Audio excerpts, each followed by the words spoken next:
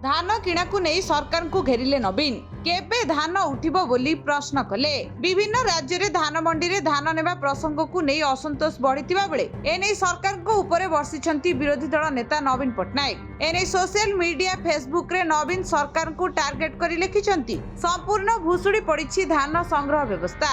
खोद सरकार को द्वारा चाषी प्रतारित असहाय और हताश असहाय थंडा काकर शीतरे चाषी माने मंडी रे निज अमल धान को जगी बसिछंती राजरास्ता रे आंदोलन करुछंती। सरकार चाषी को धान केबे उठाइबे बोली प्रश्न करिछंती नवीन। एथि सहित टोकन टू नहीं मंडी अव्यवस्था सह धान संग्रह पर्यंत सबुठी चाषी हताश होइछंती बोली नवीन कहिछंती।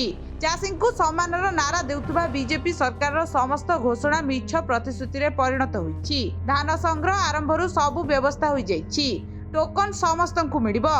मंत्री माने मंडी जगिबे बोली सरकार चाषी को कहिथिले हेले कोन हैला मंडी रे मंत्री मानक पाद पड़िबा तो दूरर कथा दुख समय रे चाषी को पाखरे भी सरकारी दलर काहाकू देखिबाकू काहींकी मिलु नाही बोली प्रश्न करिसंती नवीन।